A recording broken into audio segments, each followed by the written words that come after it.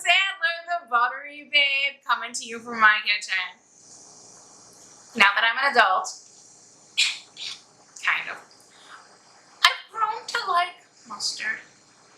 And of course I have to make my own, because why not? Now you too can make your own mustard. It is super easy and you probably have the ingredients. Here's how we're gonna do it. This is mustard powder, like not, you know, sometimes you get in that little Coleman's can, it's very cute. Mustard powder, 150 grams.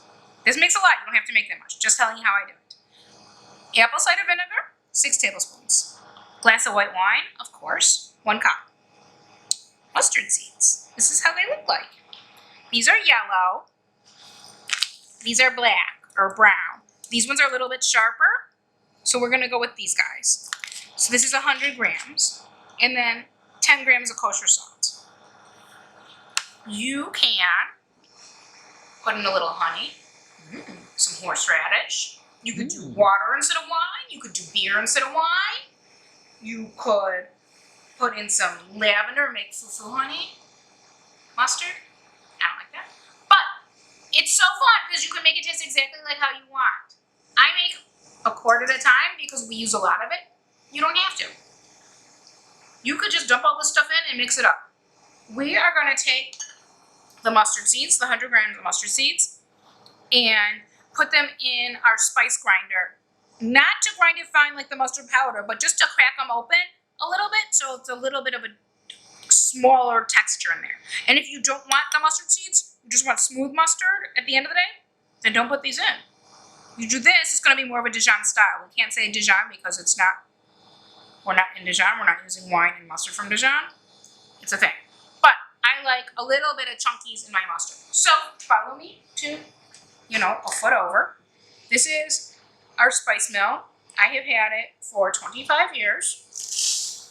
It is still going strong. So what you do is you just dump it in there. And you go, ready? It's going to be a little noisy. And then, see how it's kind of powdery, but still a little bit of chunks? So cool, right? We're going to do one more zhuzh. Literally, that's the noise it makes. Zhuzh. And now, we are going to not put it back in the bowl, because we're going to make our life easier.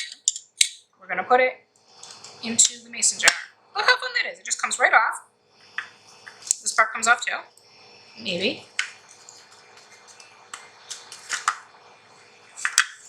And then you dump it into the mason jar. Mine has this little handy dandy thing like that. You just twirl it and it gets anything that's stuck. If you want to clean it, you can just put some minute rice in it, or any white rice, and go zh, zh, and then dump that out and it cleans the machine. So far. Alright, so that was our 100 grams of mustard. Now we're putting in the 10 grams of salt. Kosher, you could use regular, whatever you like. I am a little bit messy, so I'm going to spoon this in. This is the 150 grams of mustard powder. I see it as ground mustard or mustard flour. It's all the same thing. Just different marketing. See, I'm making a mess already. Who knew I could be so messy? Oh, I did. So did Camera Girl.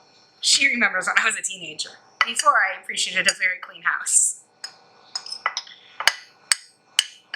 Now, it's a different story altogether. So, in it all goes, for as much as you can, without being too mess.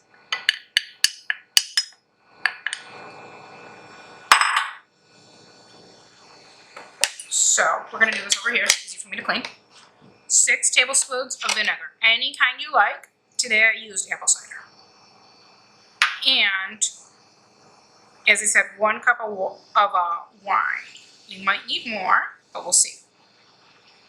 The vinegar sets the flavor, so it helps it stay strong. Now we're going to take our whisk, and we're going to get in there.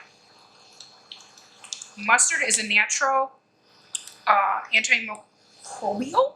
So once you make this, it can live in the fridge pretty much till the end of time and not go bad. It's also a thickener. You saw how fine that powder was?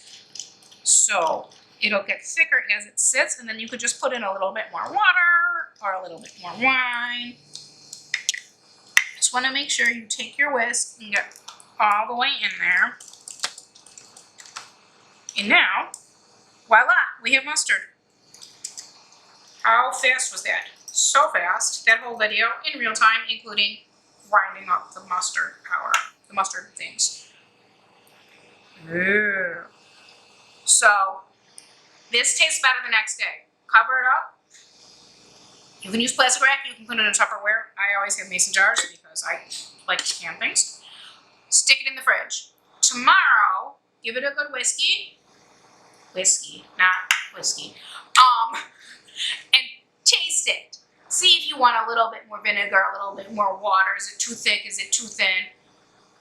Stir it up, taste it, make sure you like it, adjust it if it needs it. Stick it back in the fridge, keep it forever, use it on everything delicious. I'm Emily Cutchin-Zadler, the Buttery Babe, making homemade mustard because that's my thing. I know I'm a nerd. Please feel free to call me if you like to, if you have my number. If not, don't, I won't answer. But you can follow me on Facebook, Instagram, LinkedIn, YouTube, and of course, my own website, www.butterybabe.com.